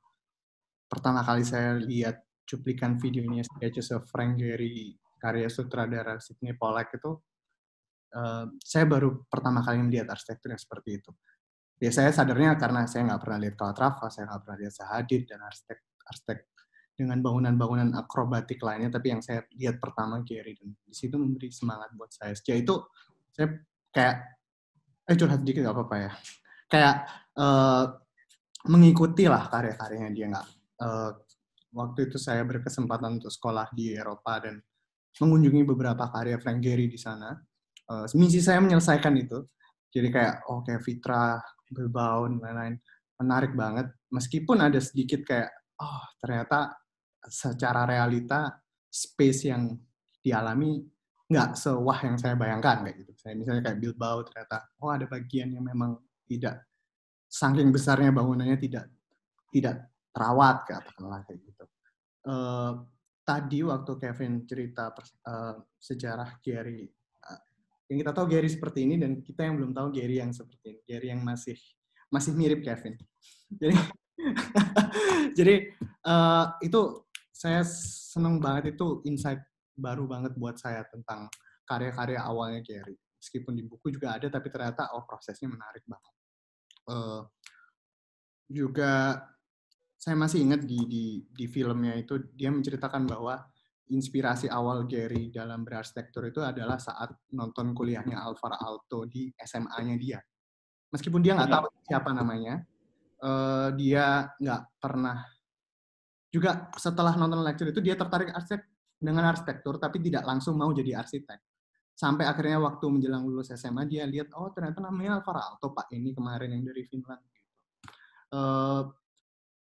Akhirnya saya lihat tadi waktu rentetan karya-karya yang ditunjukin Kevin pertama itu sangat Alvar Aalto sekali ya. Maksudnya kalau kita lihat rumahnya Alvar Aalto, saya lupa nama Skandinaviannya, beberapa karya-karya Alvar Aalto itu sangat Gehry pertama bentuknya sangat banyak mengadaptasi itu, meskipun materialnya bukan bata kayak. Materialnya pakai corrugated metal yang dikenal sebagai early Gehry. Terus yang kita tahu Gehry sekarang adalah Gehry yang sangat fascinated dengan fish, yang mungkin tadi udah diceritakan. Kalau kita harus kembali, kenapa nggak hanya kembali ke zaman Yunani, kenapa kita nggak kembali ke zaman sebelum manusia ada, yaitu ikan. Gitu.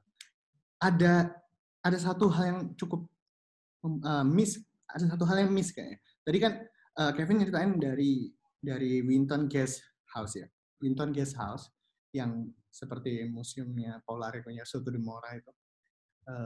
Seperti candi-candi.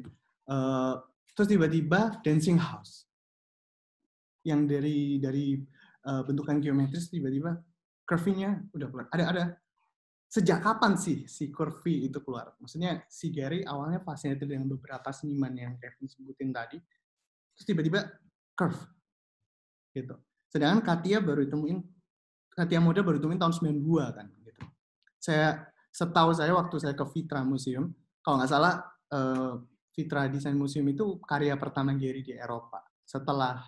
Nggak tahu setelah Cinematic yang di Paris atau setelah Vitra. Saya nggak tahu yang mana duluan, tapi yang jelas itu udah curve.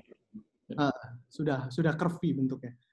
Ada proses dari fase pertama Gehry ke fase ke Gehry yang sekarang ini, itu seperti apa ya? Maksudnya apakah Gehry teknologis menjadi menjadi alasan kenapa akhirnya Gary bisa merealisasikan itu, atau tiba-tiba aja dia nemu aja satu kesukaan yang seperti yang di bangunannya di Barcelona kan pertama kali dia merealisasikan si Fish itu.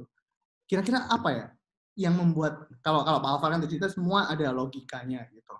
Apakah apa step yang membuat Gary akhirnya berevolusi menjadi yang seperti sekarang? Itu alasan. Pertanyaan ini aja sih. Mungkin Kevin sama Pak Alvar bisa sharing-sharing dan cerita. Mungkin saya kali ya. Yang kalau yang tahun 92 itu kan pengaplikasian Katia pertama di bangunan dia yang terbangun. Ya. Tapi mulainya dia bereksplorasi dengan Katia itu sebenarnya juga bukan dari situ. Ada proyek namanya Peter Lewis House tahun sekitar 88 atau 89. Komisi dari Peter Lewis yang punya perusahaan asuransi progresif di Amerika saat itu. Proyeknya berjalan selama 10 tahun, tapi nggak pernah terjadi apa-apa. Nggak pernah terrealisasikan apa-apa. Dan orang-orang bilang ya, di proyek tersebut lah, bahasa-bahasa Gary yang kayak sekarang, itu mulai bermunculan. Jadi dia mulai ngedesain rumah buat si Peter Lewis ini ya, dengan berbagai macam bentuk curvilinear yang menggunakan Katia, yang skulptural kita bilang. Dan beberapa elemen-elemen skulptural tersebut muncul di Z-Bank Berlin, jadi konstruksi muncul di Bilbao.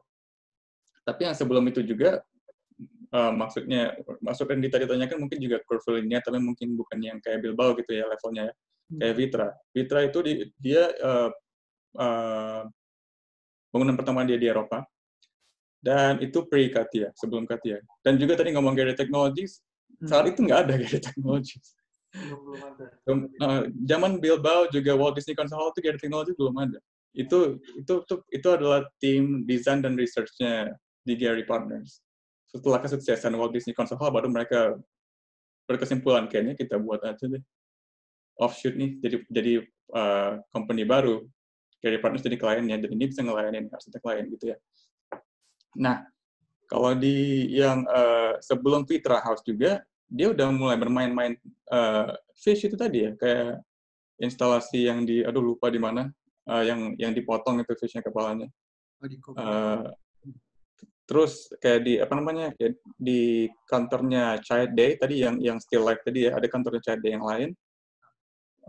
Juga udah mulai ada kayak struktur Fish curvilinear gitu.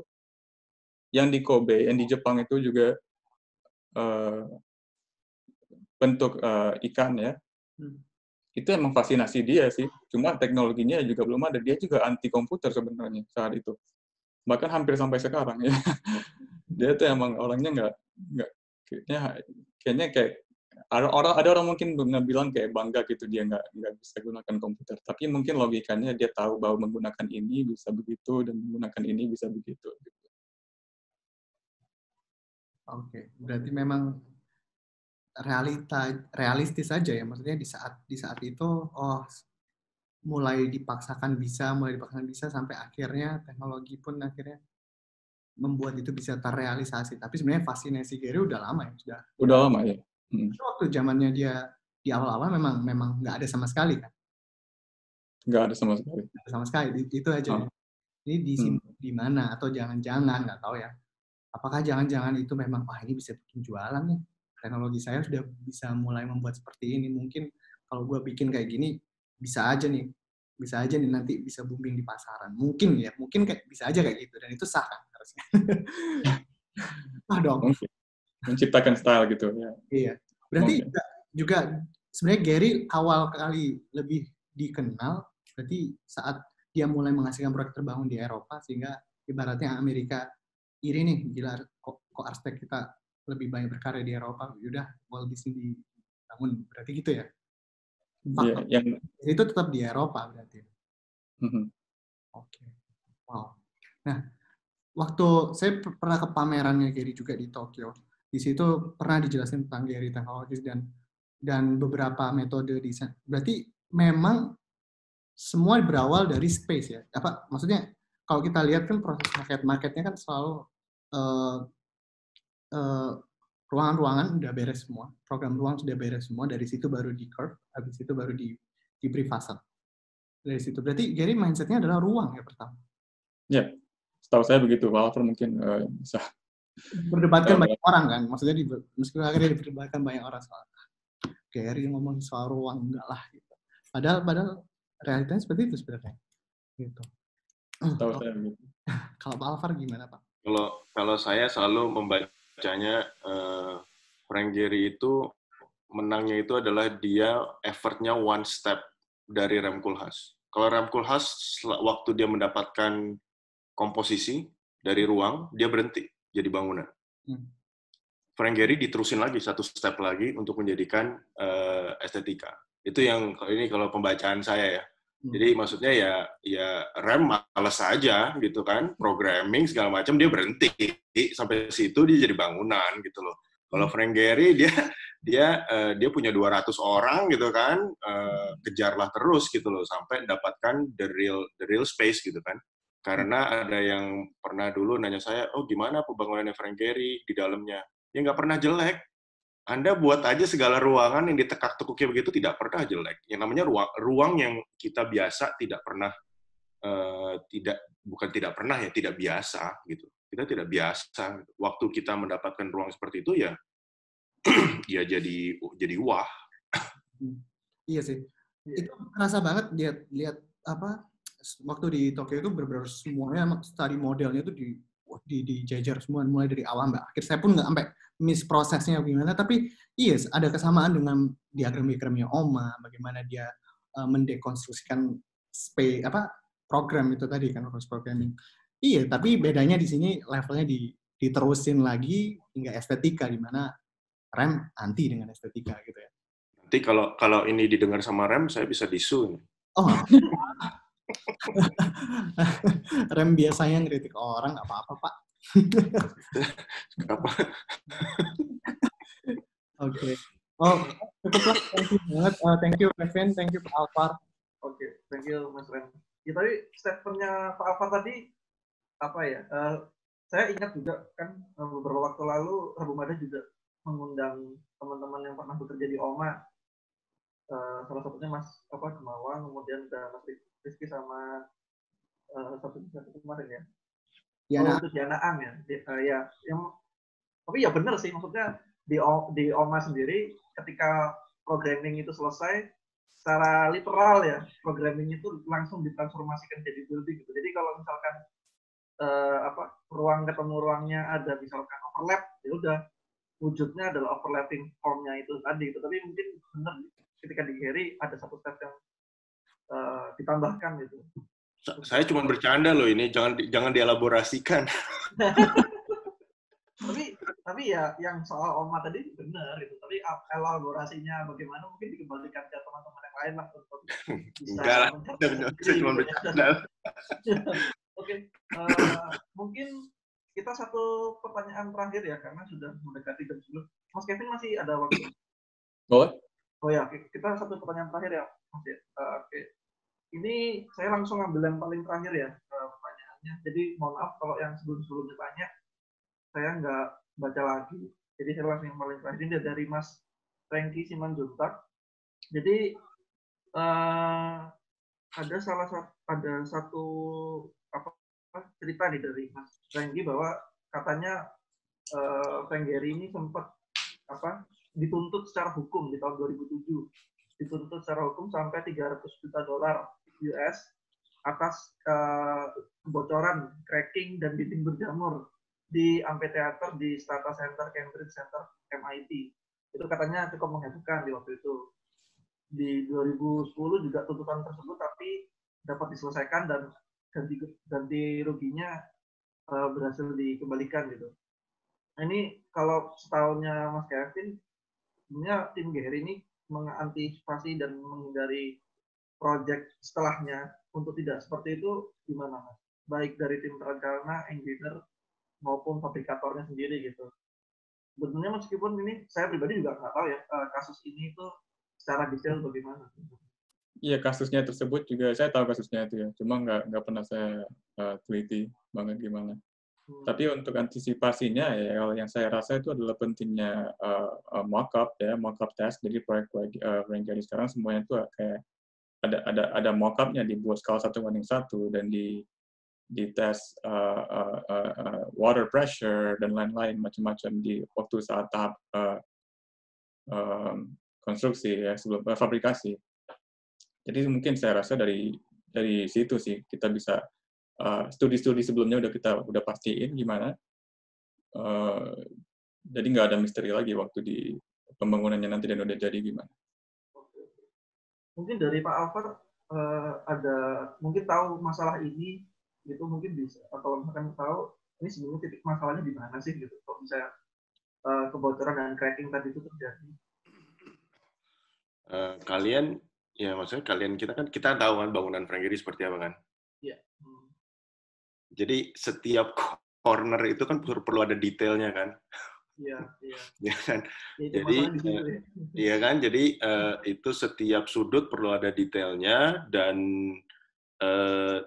kalau mungkin kontraktor yang pada umumnya yang tidak biasa yang membacakan gambar mereka itu ya mungkin agak apa ya tidak terbiasa aja, sudut yang mana melihatnya kemana, sudut yang mana ada apa dan lain-lainnya.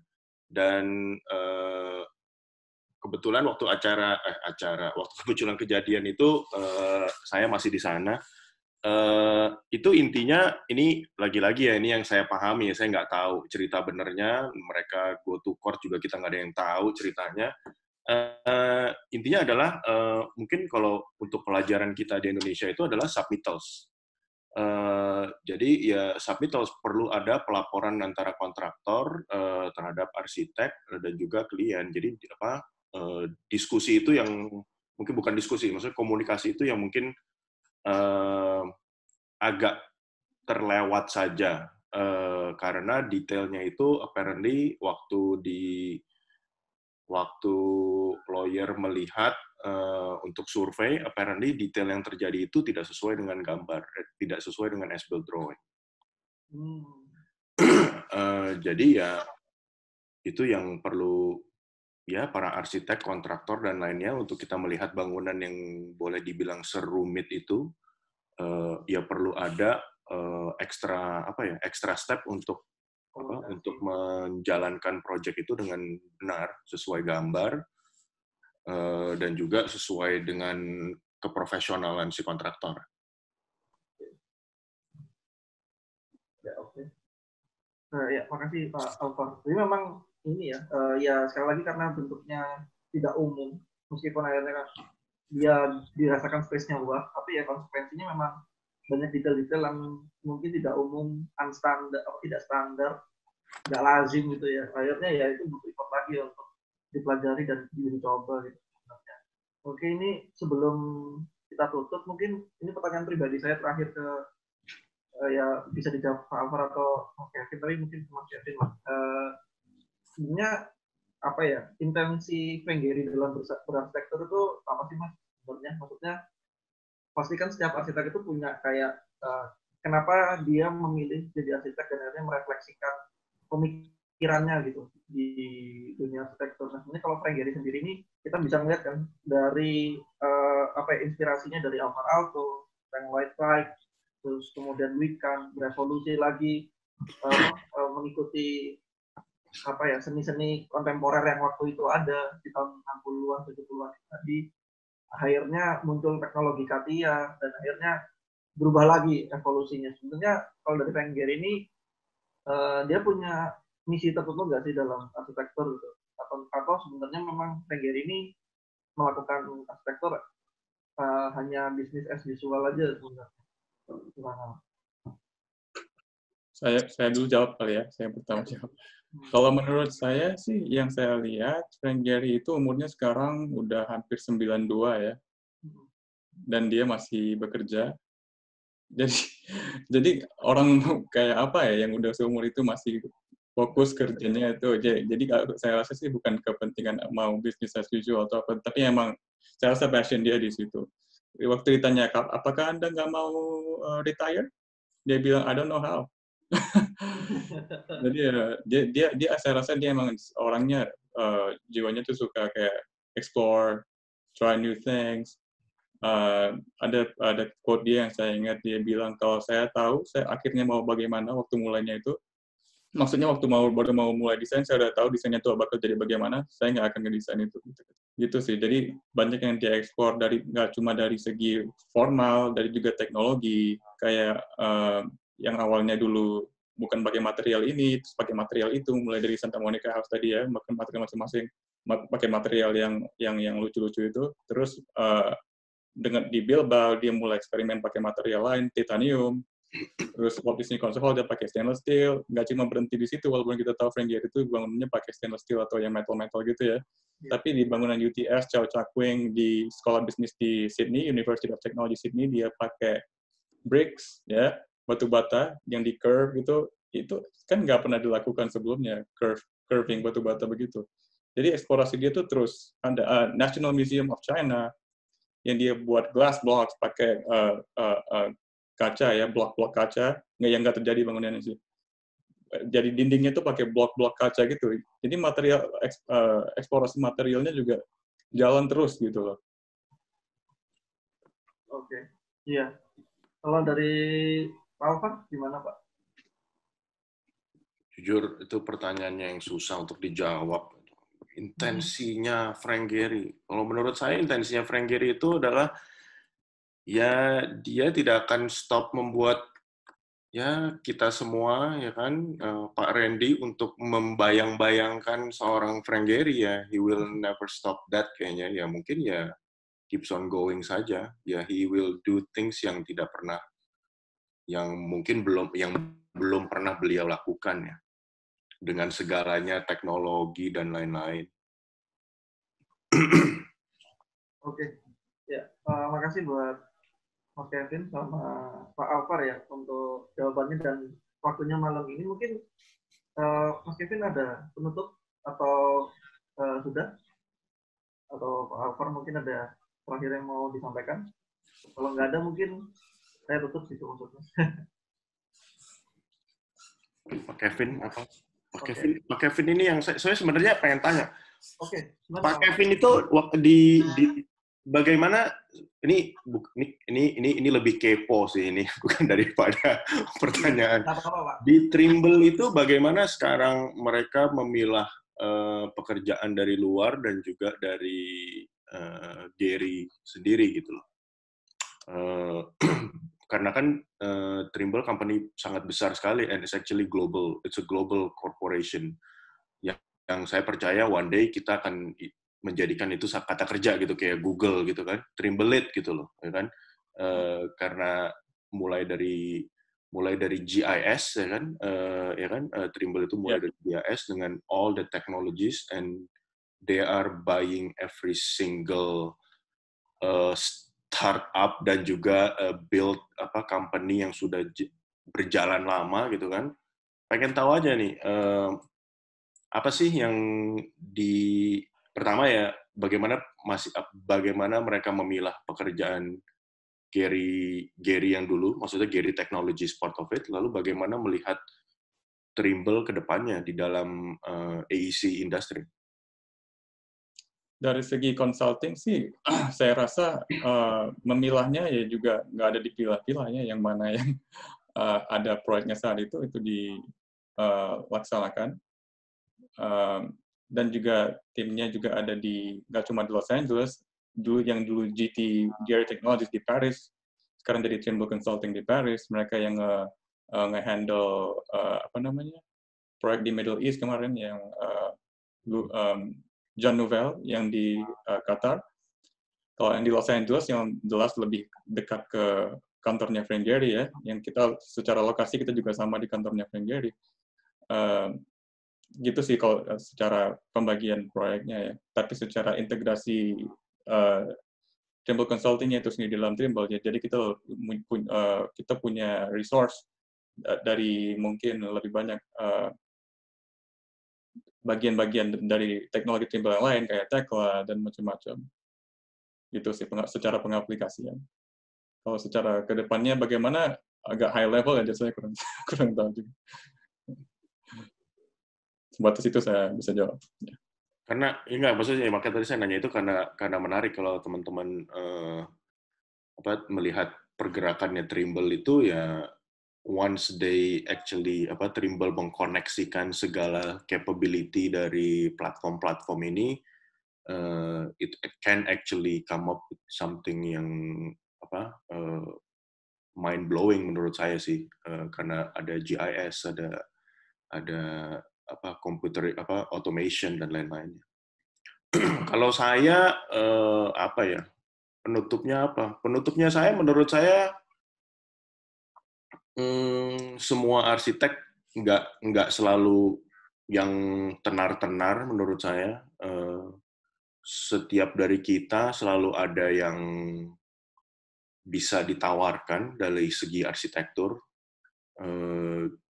Mungkin lebih banyak yang dapat dipelajari atau dikenal dari orang-orang yang di luar sana, ya kan, contohnya Gehry atau dan Zaha Hadid dan bintang-bintang lainnya.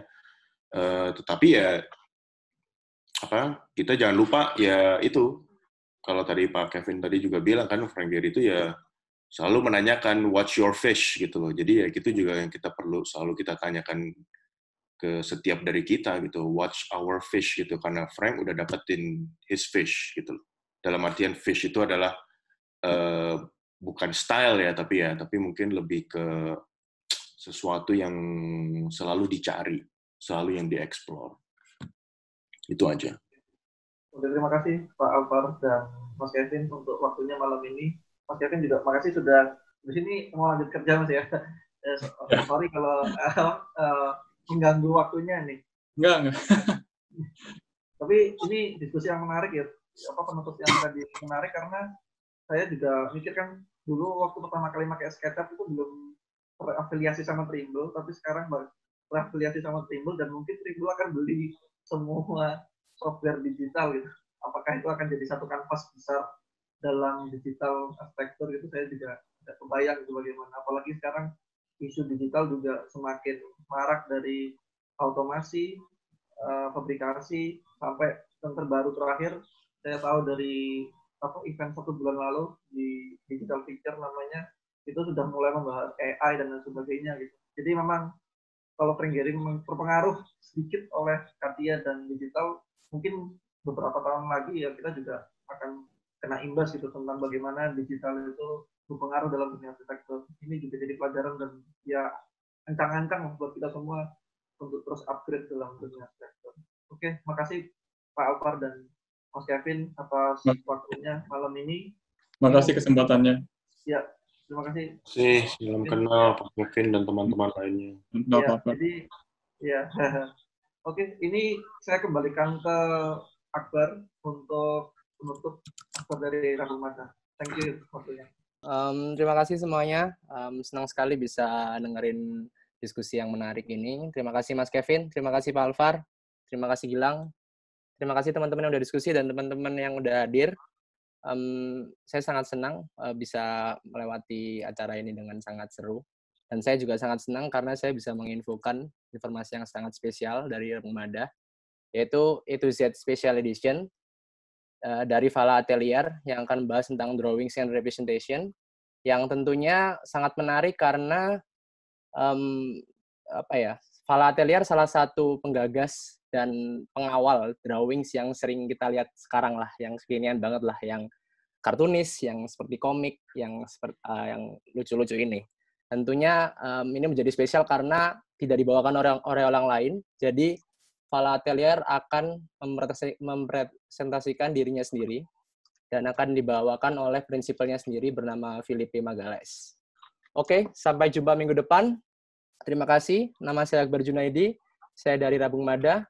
Rabung Mada adalah kolektif arsitektur dari Surabaya yang mempunyai misi menjembatani antara konseptual dan pragmatis, dan punya mimpi besar yaitu memperbaiki dan memperindah peradaban arsitektur di Indonesia. Selamat malam. Thank you semuanya. Thank you.